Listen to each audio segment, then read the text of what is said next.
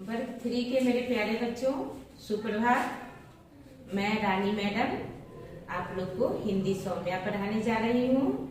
आज पाठ 10 पढ़ना है, जिसका शीर्षक है बीरबल की खिचड़ी। बच्चों, इस कहानी का शीर्षक क्या है? बीरबल की खिचड़ी। इस पाठ में कुछ कठिन शब्द भी है जो हम यहाँ श्वेत पट पर लिख दिए हैं। आप लोग अपने कॉपी में नोट कर लें और इसे याद कर लेंगे। बच्चों, इस कहानी में बताया गया है कि अपने काम को सिर्फ महत्व नहीं देना चाहिए। बहुत लोगों को होता है कि हम जो काम कर रहे हैं उसी को महत्व देता है, दूसरे के काम को कुछ समझता ही नहीं है। ऐसा नहीं करना चाहिए। अपने काम के साथ साथ दूसरे के काम को भी महत्व देना चाहिए। आइए इस कहानी को पढ़कर हम लोग समझें कैसे इस अपने काम को महत्व दें और साथ ही दूसरे के काम को भी महत्व समझें। बच्चों, अब हम लोग आगे कहानी को पढ़ते हैं। आप लोग ध्यान से सुने और अपने बुक को भी देखें। हमारे देश में अनेक महान व्यक्ति हुए हैं। अकबर बादशाह उन्हीं में से एक थे। उनके दरबार में 9 प्रसिद्ध विद्वान थे। उन्हीं में से एक थे बीरबल। वे अपनी चतुराई के लिए बहुत प्रसिद्ध थे। वे अपनी चतुरता से अच्छे अच्छे लोगों की धज्जियां उड़ा देते थे।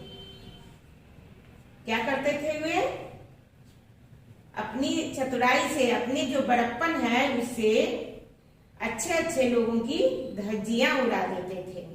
उनके बारे में कई कहानियां प्रसिद्ध हैं।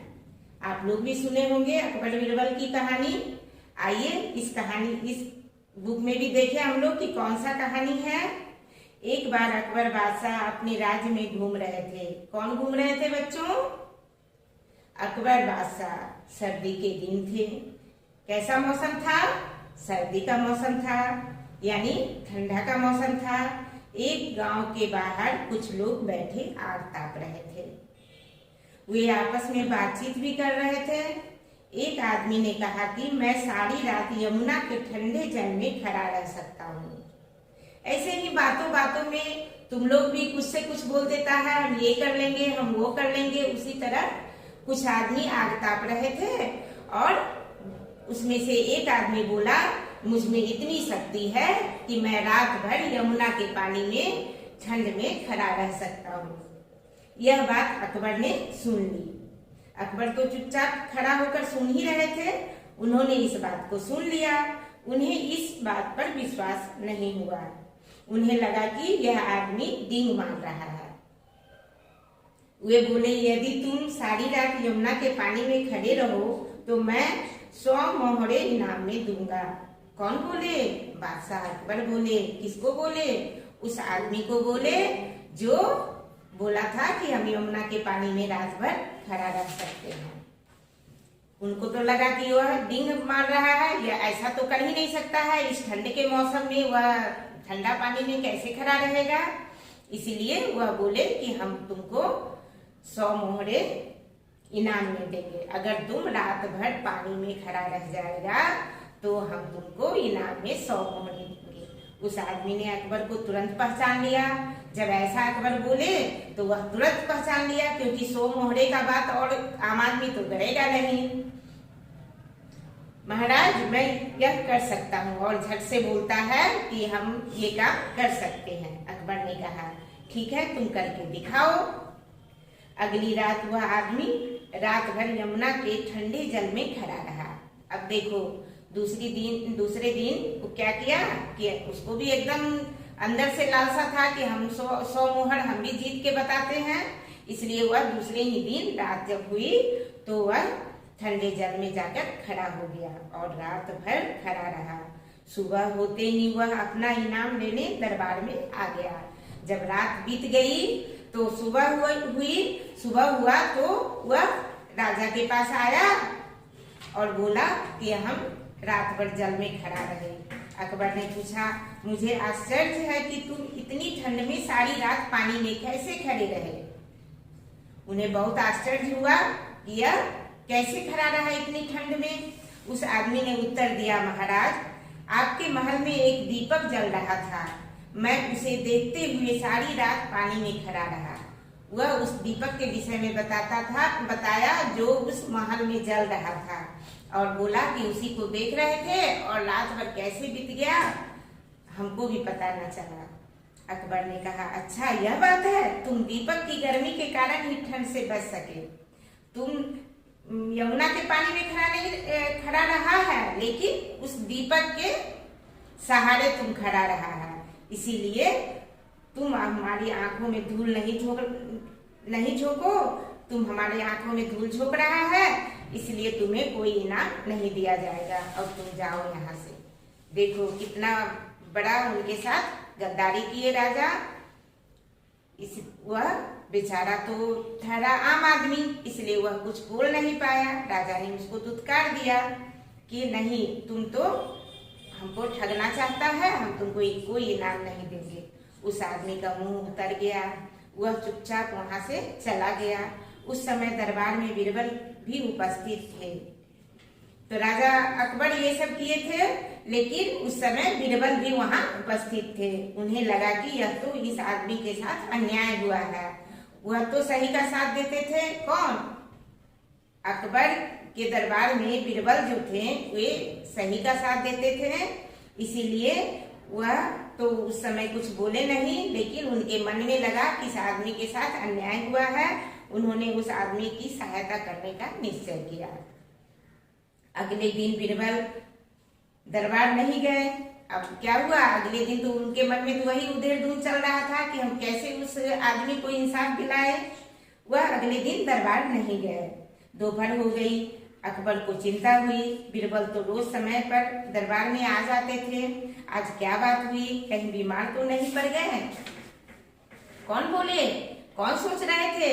राजा अकबर सोच रहे थे कि कहीं बीरबल बीमार तो नहीं पड़ गए, इसलिए आज अभी तक नहीं आए हैं। अकबर ने एक नौकर को पता लगाने के लिए भेजा।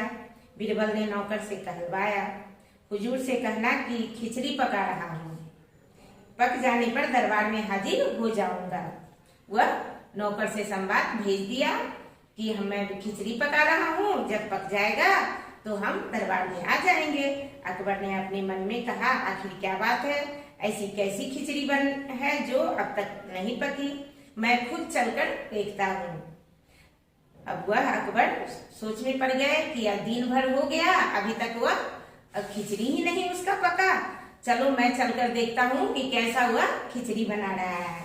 अकबर बीरबल के यहाँ पहुंचे तो देखा कि 3 लंबे बांसों के बीच में बहुत ऊंचाई पर एक हांडी लटकी हुई है। उस हांडी के नीचे जमीन पर थोड़ी सी आग जल रही है। देखो क्या किए थे बीरबल, 3 बड़ा बड़ा बांस काट दिए थे और एकदम ऊंचा पर जाके तसला, जिसको हम लोग कहते हैं घर के भाषा में, टोपिया भी बहुत लोग कहता है, उस हांडी को वह वहां चढ़ा दिए और नीचे से थोड़ा थोड़ा आग जला दिए। उस हांडी के नीचे जमीन पर थोड़ी सी आग जल रही थी। बीरबल ने आगे बढ़कर अकबर का स्वागत किया। जब देखा बीरबल कि राजा अकबर आए हैं, वह आगे बढ़कर राजा का स्वागत किया। उसके बाद देखो आगे क्या हुआ बच्चों। अब देखो क्या बोलते हैं बीरबल, यह खिचड़ी कैसे पक सकती है। अब देखो अकबर जो है वह बीरबल से कहते हैं कि तुम तो इतना ऊंचा में हांडी चढ़ाए हुए है, नीचे थोड़ा सा आग जला दिया है, तो यह कैसे पकेगी, आग तो हांडी से बहुत दूर है। बीरबल ने उत्तर दिया, हुजूर, अगर वह आदमी महल में जलते दीपक की गर्मी के सहारे सारी रात यमुना के ठंडे पानी में खड़ा रह सकता है, तो इस आग में मेरी खिचड़ी क्यों नहीं पक सकती? जरूर पकेगी महाराज। अब देखो कैसा जवाब दिया हुआ। कौन? बादशाह को बीरबल कैसा जवाब दिया, कैसे उनको उस प्रश्न का उत्तर दिया, इनके समझ में आ गया। अकबर अपनी गलती समझ गए, बोले तुम्हारी होशियारी को हम दाद देते हैं। बीरबल, तुमने बड़ी कुशलता से हमें हमारी गलती का एहसास करा दिया है। अगले दिन अकबर ने उस आदमी को दरबार में बुलवाया और बड़े सम्मान से उसे 100 मोहरे की थैली भेंट की। उस आदमी ने अकबर और बीरबल को धन्यवाद दिया और खुशी खुशी अपने घर चला गया। बच्चों, क्या उस आदमी को इनाम मिला? मिल गया ना? किसके थ्रू मिला? बादशाह तो नहीं दिए थे, लेकिन बीरबल जो है अपनी होशियारी से उस आदमी को इनाम दिलवा दिया। आप लोग इस वीडियो को बार बार देखें और समझें, जिससे कि असाइनमेंट बनाने में कोई परेशानी ना हो।